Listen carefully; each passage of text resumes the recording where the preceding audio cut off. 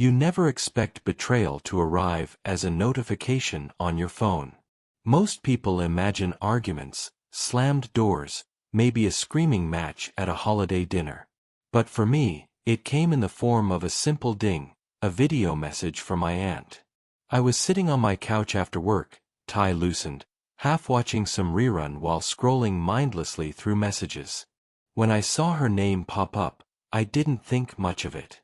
My aunt and I weren't particularly close, but she occasionally sent me old family photos or church updates. So I tapped it open without hesitation.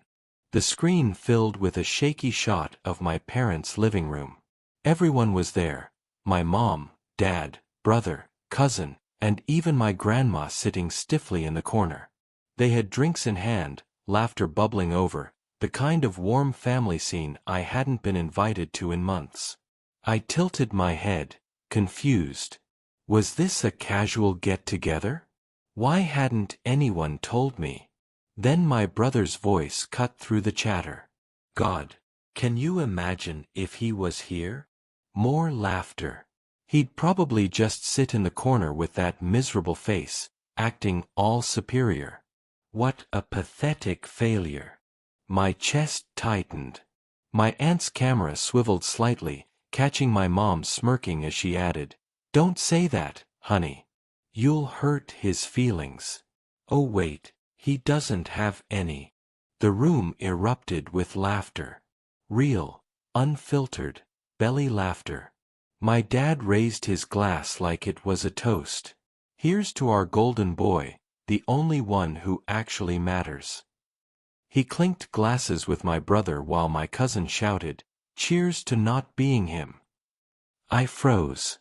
My finger hovered over the pause button, but I couldn't stop watching. My own family, the people I'd bent over backward for, supported financially, and defended for years, mocking me like I was the punchline to some cruel inside joke. The video went on for another minute, just them piling on, impressions of me, exaggerated voices, fake, serious faces, jokes about how boring my life was. And then, as if fate wanted to twist the knife, I heard my grandma's voice, low and tired. "Don't record this. If he ever saw." But it was too late. I had seen. When the clip ended, I just sat there, phone heavy in my hand, heart pounding so loud I thought I might pass out. At first, I tried to convince myself it wasn't real. Maybe it was old? Maybe they didn't mean it? Maybe it was just... Ding. A second message came in. A text from my aunt. "Oops, wrong person. Please don't watch that." My throat went dry. I stared at that text like it was written in fire. Please don't watch that. The damage was already done. My aunt must have meant to send it to one of my cousins, maybe as some twisted family joke. Instead, it had landed in my lap like a bomb, and now I was sitting in the ruins. My first instinct was to call her, demand answers, scream until she admitted how long this had been going on. But my hand wouldn't move. My pulse was hammering in my ears, and I was scared of what I might say if I opened my mouth. Instead, I typed back with fingers trembling so hard I kept hitting the wrong keys. Me. Too late. I saw it. The dots appeared almost instantly. Typing, pausing, typing again. Finally, her reply popped up. "Aunt, sweetheart, listen. They didn't mean it like that. It was just a joke. You know how your brother is. Please don't take it personally. Just a joke. Always a joke." That was the same excuse they used every holiday when the comments came at my expense. Lighten up. Don't be so sensitive. You know we're just messing around. But this wasn't playful teasing at a family dinner. This was all of them, together, laughing behind my back like I was some worthless stranger. And my aunt had the audacity to tell me not to take it personally. My thumbs moved on their own. Me. Wow. So that's what my family really thinks of me. Good to know. Her reply didn't come right away this time. I imagined her staring at her phone, realizing she couldn't take back what I'd seen. I imagined her weighing whether to try damage control or just stay silent. Finally, the notification came. "Aunt, please don't tell them I sent that. It was a mistake. They'd never forgive me." I laughed out loud, bitter and sharp. They'd never forgive you? I was the one being mocked like some cheap punchline, and she was worried about herself. For the first time in my life, I felt something shift inside me. A hot, steady burn of anger that drowned out the hurt. If this was how they saw me, pathetic, joyless, disposable, then fine. I was done being the quiet one in the corner, pretending I didn't notice the way they sidelined me. I opened my contacts and scrolled down to Mom. My thumb hovered. My chest felt like it might explode. I didn't know if I was about to start a war, but I knew one thing. There was no going back. I pressed call. The line rang once, twice. "Hello." My mother's voice, casual, light. She had no idea what was coming. "Hey, Mom," I said, my voice flat.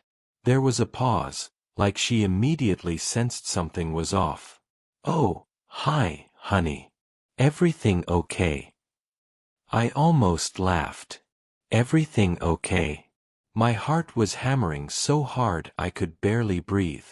I clenched my jaw, forcing my voice steady. "Yeah, everything's fine. I just wanted to ask, how was the little get-together tonight?" Silence. Then a cautious chuckle. "Oh, that. Just a small family thing, nothing special. You know, Brooke brought dessert, your dad grilled some steaks." "Why?" I closed my eyes. The image of them laughing, raising their glasses, clinking drinks while tearing me apart, burned in my mind. "Funny," I said slowly, "because it didn't look so small from the video Aunt Lisa sent me." The silence this time was heavy. My mother's breath caught. "What video?" she asked, voice sharp now. "The one where you called me a pathetic failure. The one where Dad toasted to my brother being the only one who mattered. The one where everyone laughed about how miserable I supposedly am." For a few seconds, I thought she might hang up. Instead, she sighed, this long, annoyed sound, like I was the problem. "Oh, for God's sake, Eli. That wasn't meant for you. It was just a bit of fun. Don't be so dramatic." "Fun?" My voice cracked into something louder, angrier. "You call sitting around mocking your own son fun?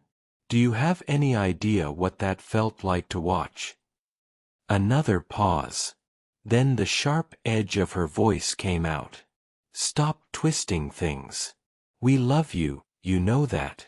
But sometimes well, you are a little too serious. It's not the end of the world if we blow off some steam." I gripped the phone so hard my knuckles ached. Blow off some steam. Like mocking me was their family bonding activity. "Right," I said, my throat tight. "So this is what love looks like. Laughing at me behind my back." In the background, I heard my dad's voice, faint but annoyed. "Who's that? What's going on?" "It's him," my mom muttered, covering the phone poorly. "He found out. That was it." My father took the phone. "Listen," he said bluntly, his tone cold, "don't make a big deal out of nothing. You've always been sensitive. Maybe if you loosened up once in a while, people wouldn't, well, you know." I felt my chest collapse inward. My own father, my supposed role model, just confirmed what they all thought. That I was a joke. And then, as if the universe wanted to drive the nail deeper, I heard my brother in the background shout, "Tell him to get over it. He'll never measure up anyway." My hand trembled. For years I'd swallowed the digs, the jokes, the way they always chose him over me. But now the truth was out, raw and undeniable. I pulled the phone from my ear, stared at the glowing screen, and for the first time in my life, I hung up on my parents. The room spun around me. The silence in my apartment was deafening. I knew one thing with absolute clarity: nothing would ever be the same again. The moment the call ended, I tossed my phone onto the couch like it was burning my hand. My whole body was shaking. For years I dreamed of saying something, of finally standing up to them, but when it actually happened, it felt like stepping off a cliff with no ground below. I paced my apartment in silence. Every cruel word replayed in my head, each laugh like a knife twisting deeper. My family, the people who were supposed to have my back, had toasted to my failure. Ding. My phone buzzed again. First a text from Mom. "You're blowing this out of proportion. It wasn't that serious." Then Dad. "Don't embarrass yourself by telling people about this. Keep it in the family." And finally my brother. "LOL. Didn't know you were spying on us now." Classic. I sat down hard, staring at the messages until my vision blurred. They weren't apologizing. They weren't even trying. They were doubling down, gaslighting me, making me the problem. And then another message came through, this one from Aunt Lisa. "Eli, please. Don't say anything. I'll get in trouble. I didn't mean for you to see it." I actually laughed, a dry, humorless sound. They were worried about themselves. Not about me, not about how deeply they'd hurt me, but about keeping their perfect little facade intact. That night, I didn't sleep. I lay in bed staring at the ceiling, replaying every memory. The birthdays I showed up for, the bills I quietly helped with when Dad's hours got cut, the times I drove across town just to fix things around the house. All of it, invisible. All of it, erased by a single video of them laughing at me like I was the family clown. By the time the sun came up, I wasn't angry anymore. I was numb. Something inside me had snapped clean. I picked up my phone, opened the group family chat, and typed, "Don't worry about inviting me to anything anymore. I finally get it." Then I left the chat. For a while there was silence. I made coffee, sat at my kitchen table, and tried to feel human again. But when my phone lit up, it was chaos. Missed calls. Voicemails. Angry texts. Some defensive, some guilt-tripping, some outright cruel. But one voicemail made my blood run cold. It was my grandmother, her voice shaky. "Eli. I'm sorry. I told them not to record. I told them you'd see. Please don't cut me out. You're still my boy." That was the first time the tears came. Not from anger. From grief. Because I realized this wasn't just about me versus them anymore. It was about choosing whether I'd let their poison dictate the rest of my life, or finally break free. By the end of that week, my phone looked like a battlefield. Missed calls stacked on missed calls, texts rolling in at all hours. Some were dripping with guilt. "Mom, we didn't mean it, you know that. Don't throw away family over one silly night." Some were angry. "Dad, grow up, Eli. Real men don't sulk like children." And my brother, of course, sent the cruelest. "If you're so hurt, maybe work on not being such a joke in the first place." I didn't answer any of them. I couldn't. Every time their names lit up my screen, it felt like another punch to the chest. The only person I responded to was my grandmother. I texted her back once, short and simple. "You didn't do anything wrong. I love you." She replied with a heart emoji, and I could almost picture her relief. But silence wasn't enough for the rest of them. On Saturday morning, there was a pounding at my door. I froze. Through the peephole, I saw my mother's face, pale and tight with frustration, my father standing just behind her with arms crossed. I didn't want to open it. But I knew they weren't leaving until I did. So I turned the lock and pulled the door open just enough to meet their eyes. "Eli," Mom started, her voice already on edge. "This has gone far enough. You're overreacting. Overreacting." I repeated, my voice low. "Dangerous. You called me a pathetic failure to my brother's face. Dad toasted to me being irrelevant. That's not overreacting. That's betrayal." Dad stepped forward, his jaw set. "It was a joke. Everyone was laughing. You've always been too sensitive. If you'd just lighten up." I cut him off, my voice sharper than I'd ever dared use on him. "Stop calling it a joke. It wasn't funny. It was cruel. And the fact that you think I should just lighten up proves you don't respect me. You never did." For the first time, my father faltered. His mouth opened, then closed again. But my mother jumped in, desperation rising in her voice. "Your family. You don't just walk away from family over something so small." Small. I almost laughed, bitter and broken.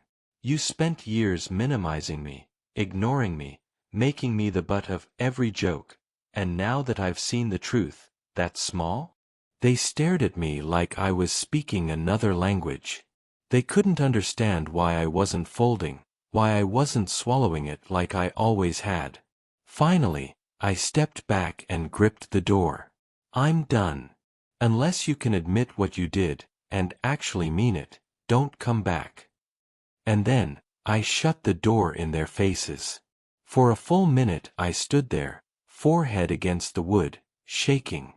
On the other side, I could hear muffled voices, my mom begging, my dad muttering something about teaching me a lesson.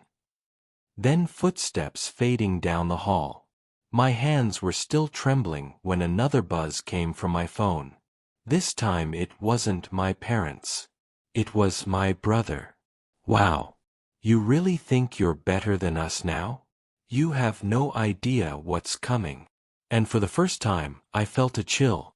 Not just anger, not just grief, but something darker. A warning. The message from my brother rattled around in my head for hours. "You have no idea what's coming." It wasn't just childish cruelty, it felt like a threat. And if there was one thing Mason loved, it was making me look bad while keeping his own halo intact. By Sunday evening, my phone started blowing up again. Not just from family, but from people I hadn't spoken to in months. An old coworker, a cousin I barely knew, even a neighbor. All of them with variations of the same question. "Hey, what's going on with you and your parents? Your brother posted something online." My stomach dropped. I opened social media, and there it was, Mason's post. A long, smug paragraph dripping with fake innocence. It's sad when someone you love chooses to isolate themselves from family. We've tried so hard, but sometimes people let their bitterness and jealousy eat them alive. "We'll keep praying for him. He hadn't used my name, but he didn't need to." The comments were full of sympathy for him, people praising how strong he was, how toxic relatives can be such a burden. And then, buried in the replies, I saw my mom had commented, "You're a good man, Mason. Don't let his negativity bring you down." My throat closed. They weren't just mocking me in private anymore, they were painting me as the villain in public. For years I'd swallowed their digs, convinced myself I just wasn't fun enough, cool enough, easygoing enough. But this was deliberate character assassination. I typed out a reply, deleted it. Typed again, deleted again. Anything I said would only fuel their narrative that I was bitter, dramatic, unstable. Instead, I took a screenshot. Every word, every comment. Proof. And then my phone buzzed again, this time with a private message from my cousin, Jenna. Hey. I don't want to get in the middle, but you should know.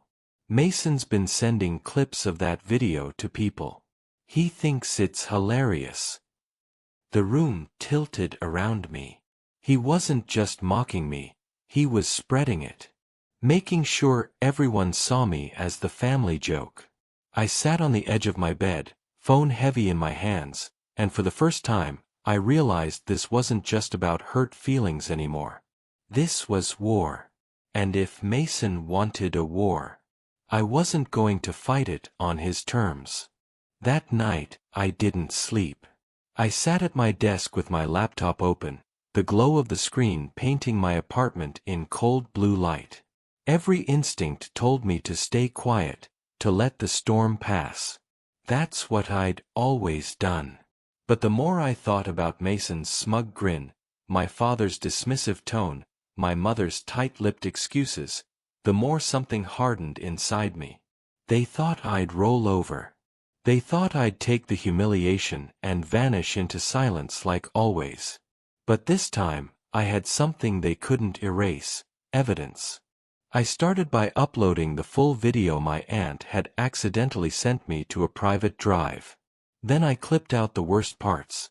Mason calling me a pathetic failure, Dad toasting that I didn't matter, Mom smirking about me having no feelings. And finally, that heartbreaking line from my grandmother, "Don't record this.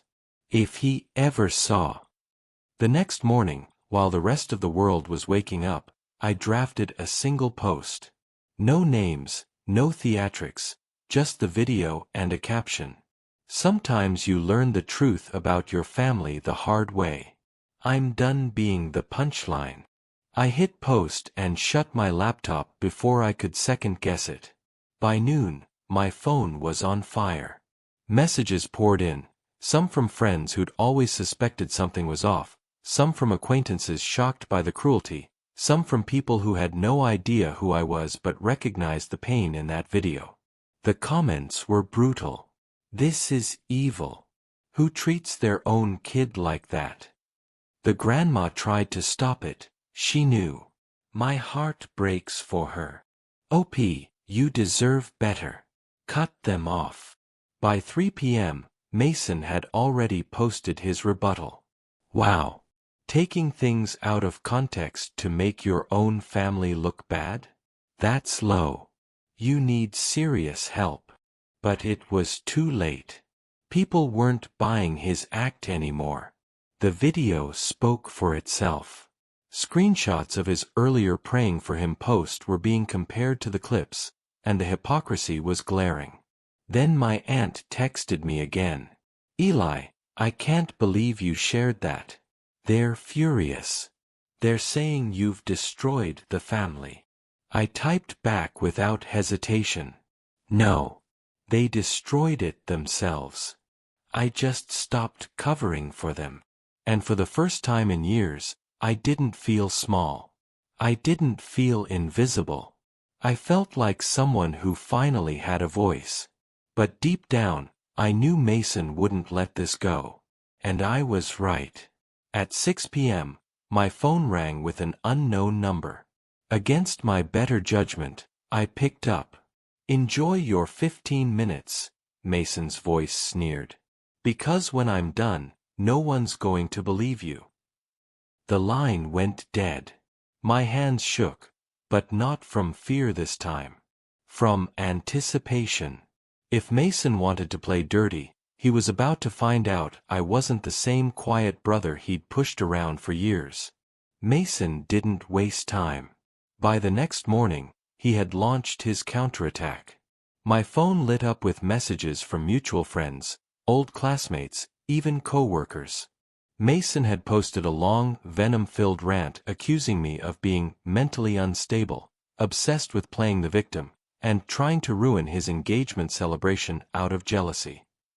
He even attached a photo of me from years ago, disheveled, exhausted after pulling 3 all-nighters at work, and captioned it, "This is what bitterness looks like. Sad." For a moment, I felt the old panic rising, the familiar choke of shame, the urge to defend myself to everyone, to beg them to see the truth. But then I remembered the video. The proof. And I remembered the hundreds of strangers who had seen it and called it what it was: abuse. This time, I didn't rush to Mason's battlefield. I built my own. I went quiet. No posts. No responses. Just silence.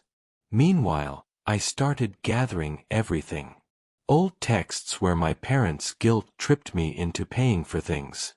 Screenshots of Mason bragging in group chats about how he could get away with anything. Bank transfers where I'd covered bills for my parents while Mason was unemployed and living rent-free in their house. It wasn't revenge, it was receipts. And then, just when Mason's smear campaign was reaching its peak, the twist landed. My grandmother called me. Her voice was shaky but fierce. "Eli, I saw what Mason posted. It's all lies. I want people to know the truth." I froze. "Grandma, you don't have to get involved." "I am involved," she snapped, fire in her tone I hadn't heard in years. "I begged them not to record that night. They didn't listen. And now they're trying to paint you as crazy?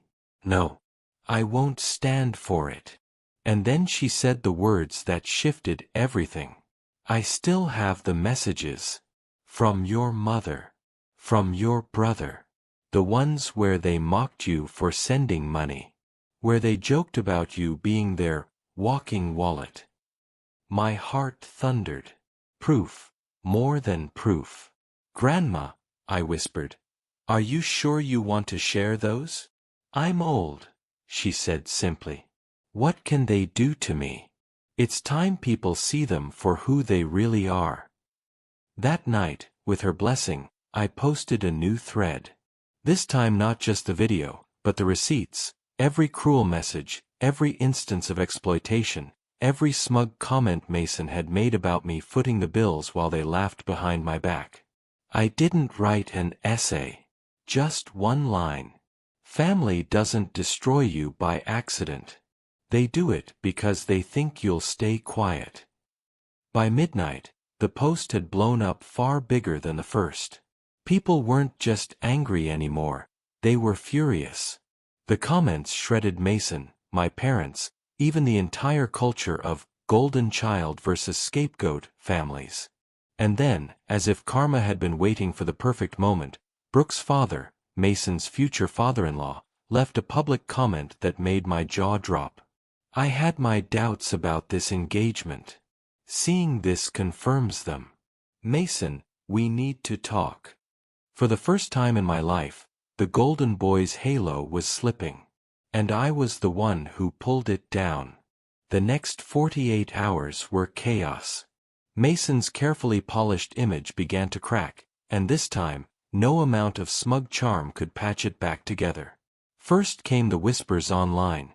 People reposting the video, the receipts, the comment from Brooke's father. Then came the silence from Brooke herself. Her social media went dark. Every photo of Mason disappeared from her page. By Monday morning, I got a text from my aunt. "Brooke called off the engagement dinner. Her parents are furious. Mason's blaming you." I didn't reply. I just stared at the screen, a strange mix of vindication and disbelief swirling inside me.